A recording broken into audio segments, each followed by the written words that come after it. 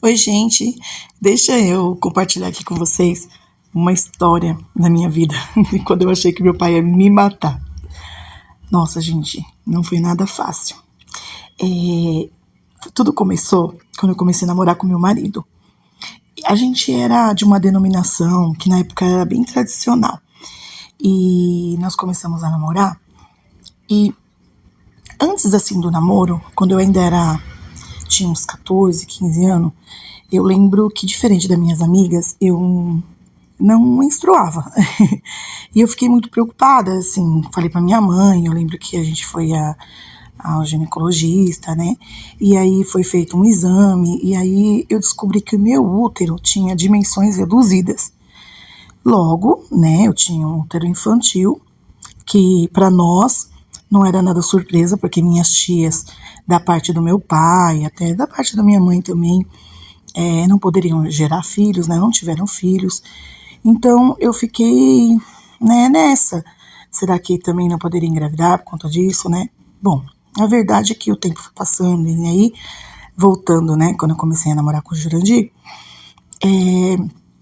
eu comecei a sentir muita dores na garganta. E tudo que ensinava, eu fazia, e fui ao médico, né? Tomei muitos medicamentos, cheguei até a tomar, assim, muitas amostras grátis de medicamentos fortes. Mas chegou um momento que essa dor ficou tão intensa que eu comecei a achar que eu tinha um problema sério, sabe? Comecei a encucar que eu tava, sei lá, com um câncer de garganta, alguma coisa assim, porque é algo que realmente não sarava por nada.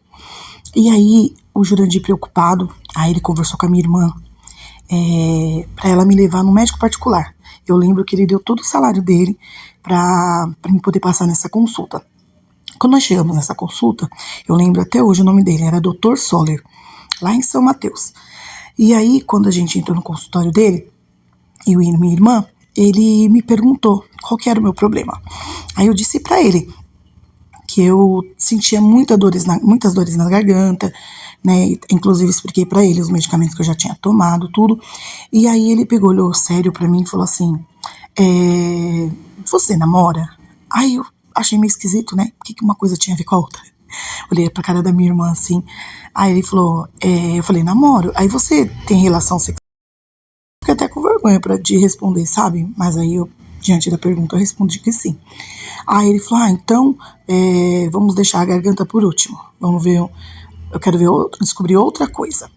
E aí eu fui tranquila, assim, na minha cabeça, nunca passou, né, pela minha cabeça o que estaria para vir, né, por vir. E aí eu lembro que já tinha até descido pra mim, mas era assim, como se fosse uma borra, sabe? Nada de muita, mas era normal pra mim, não menstruar muito, né? Então, e também sempre pensando naquilo que, né, eu tinha descoberto, que eu tinha um útero infantil. E aí ele fez um ultrassom e fez exame de urina.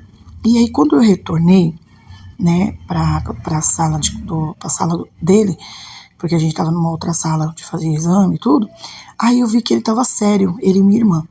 E aí eu fiquei até preocupada, né? Já pensei logo que estaria com algo grave na garganta. E aí ele pegou e ele e minha irmã me contaram que eu estava grávida. Gente, naquele momento, parece que eu acordei, sei lá, como se eu estivesse dormindo, sonhando, sabe? Sabe quando você fica sem acreditar?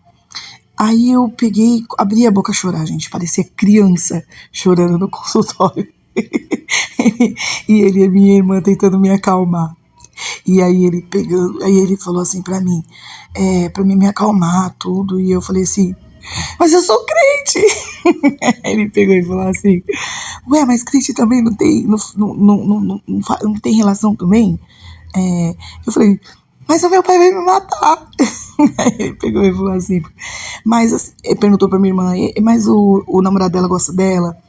Tem intenção de ficar com ela? Eu lembro que ele fez umas perguntas tipo assim, aí a minha irmã falou que sim, eu falei, então, o importante é vocês dois, e aí me aconselhou, e eu com a criança no canto da sala, sabe, chorando. Eu lembro que eu fiquei abaixada assim, parecendo criança fazendo birra, sabe, faz coisa errada e depois fazer birra. Eu sei que a gente ficou um tempão no consultório dele, eu chorando desesperadamente. Aí eu lembro que quando a gente saiu, ele deu até a data que eu ia ganhar meu filho, acredita? Eu não sei, mas eu acho que aquele médico devia ser espírita, alguma coisa, não sei, gente. Eu falo espírita porque depois me falaram, né? Mas não sei se isso tem a ver. Mas ele parecia um adivinhão. Aí eu lembro que, quando eu saí do consultório, a recepcionista chamou minha irmã e perguntou o que tinha acontecido, né? Porque fiquei tanto tempo dentro do consultório, ainda saí com chorando, né? Aí a minha irmã explicou, não, a gente veio uma coisa e descobrimos outra. Aí no caminho, gente, eu lembro que ela bateu bem. Eu andava como se eu estivesse flutuando, parecia que eu tava anestesiada, sabe? E a minha irmã falando, eu não sei nem se ela lembra, ela falando pra mim sobre chá de bebê. Eu ia matar a minha irmã. Eu não tinha ainda nem, sabe, minha ficha não tinha nem caído ainda, eu não queria nem pensar nisso. E aí a minha preocupação era do meu pai, gente. Falei, meu pai vai me matar, porque quando acontecia isso com outras amigas, assim, eu lembro que meu pai criticava, sabe? E ele não aceitava. Ele era aquele senhor ignorante que falava que se uma filha dele fizesse isso, ele colocava pra fora de casa. E meu pai era muito bravo, sabe? Eu tinha muito medo do meu pai. E aí eu combinei com a minha irmã de falar só pro Jurandir, não contar mais pra ninguém, né? Porque eu tinha medo, né, do meu pai ficar sabendo. Eu não queria que aquilo se espalhasse, né? Pelo menos naquele primeiro momento. E aí, quando a gente chegou em casa, a gente passamos na casa do Jurandir, né, que hoje é meu marido, e aí a gente foi contar pra ele. A minha irmã foi contar pra ele, né, e ele já ficou, assim, de primeira vista já assustado, né, porque pensou, ela foi pra ver, né, um problema de saúde, imagina o que passou na cabeça dele. Então, quando ele ficou sabendo que não era problema sério e que era um problema de gravidez, ele ficou muito feliz, gente, muito, muito, muito feliz.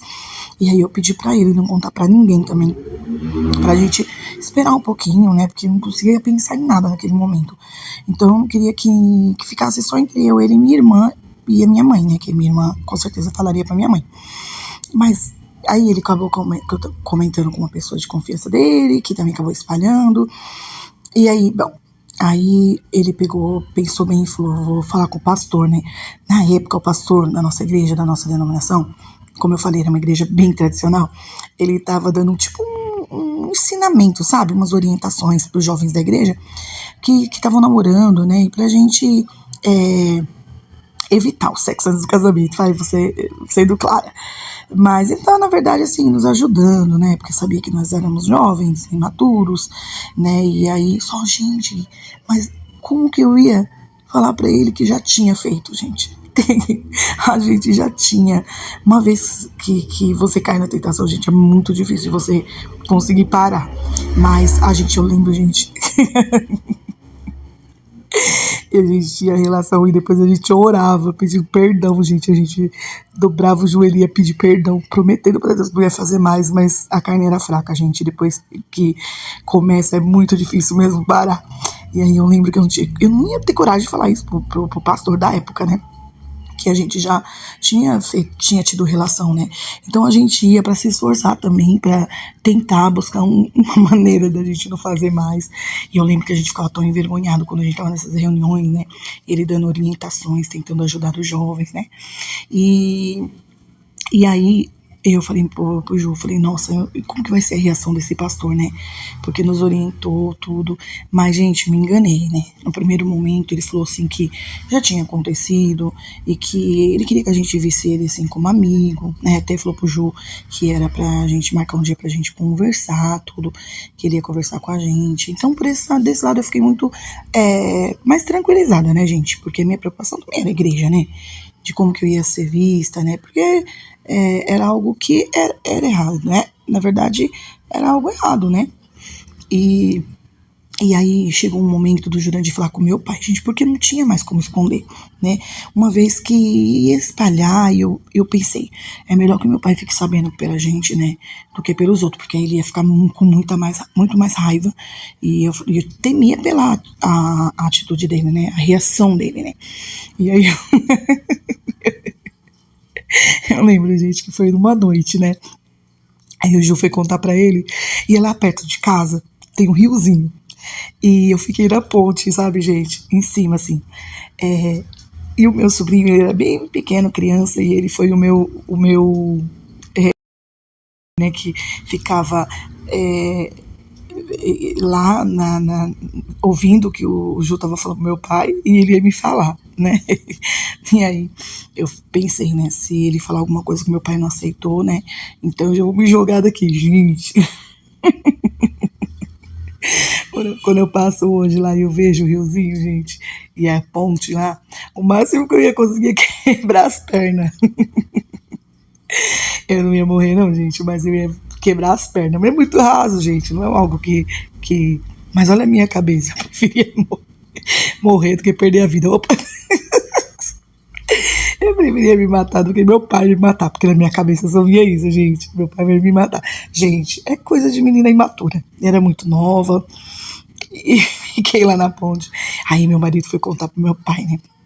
E aí ele que conta a história pra gente. Que meu pai tava na pia comendo, não sei se era mamão, o que ele tava comendo. Ah, eu acho que era canjica, arroz doce, alguma coisa. Aí meu pai tava de costa na pia e ele falou que meu pai queria falar com ele, né? Imagina, ele tava. Imagina como que eu tava. Eu devia estar tremendo, né?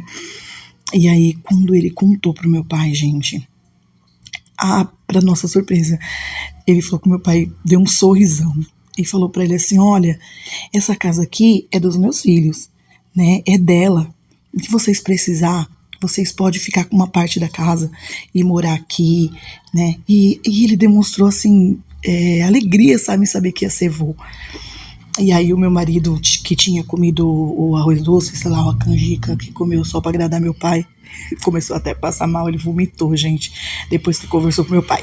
Aí o meu sobrinho pegou e gritou: tia, pode vir, o vô não vai te matar, não. E aí nesse dia eu não precisei.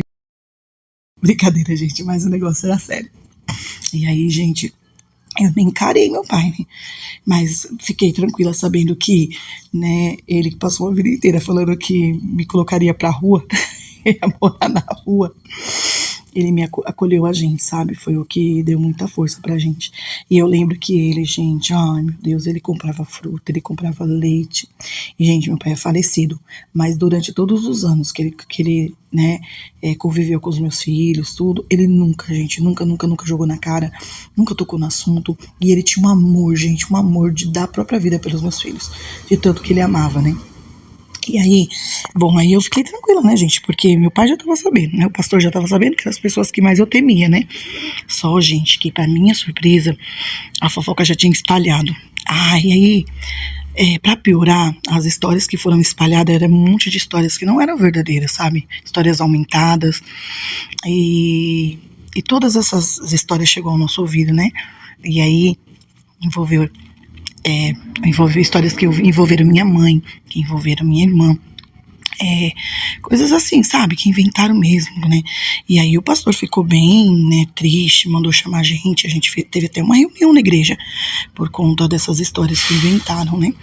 Mas teve alguns irmãos lá no momento que eu lembro que eles se levantaram e falaram: não, esse momento é o momento da gente estar junto com eles, né, de segurar firme na mão deles, vamos orar junto com eles, porque eles estão passando por um processo que não é fácil, né, mas eu sei que no final vai dar tudo certo. Foram irmãos que realmente esteve com a gente, e aí a gente estava sempre lá nos cultos, né, sempre orando.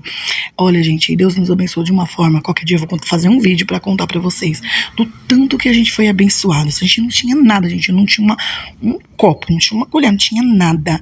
E Deus proveu tudo na nossa vida. Tudo. Um dia eu vou contar, vocês vão ver que história linda que eu vivi. E aí, gente, esse pastor, que é a família dele, né? A gente amava muito eles, e eu sei também que eles amavam muita gente. No primeiro momento, houve esse momento de ficarmos tristes com as atitudes, de como as coisas se encaminharam, né? Mas depois nós entendemos que foi a maneira como as histórias chegou no ouvido dele, e ele também foi muito sábio também, né? Esteve com a gente também, nos ajudou também, a gente se manteve ali firme. Aí depois a gente casou, a gente teve o meu primeiro filho, o Jean, e as coisas foram dando certo pra nossa vida. Depois eu fiquei pensando, peraí, mas e o meu útero, né, que tinha dimensões reduzidas, um útero, né, infantil, que não poderia gerar filho, o que aconteceu? Eu sei que depois disso, gente, eu tive meu filho. 10 anos depois eu tive o meu outro filho, que é o mais novo, que é o João Vitor. E se eu não me cuidasse, gente, com certeza eu ia ter vários filhos, né? Então, eu não sei se houve um milagre ou se, sei lá, com o tempo o meu útero foi se desenvolvendo. Mas a verdade é que eu não tive problema nenhum, né, de engravidar, e diferente das minhas tias. E essa é uma das histórias, gente, que eu vivi.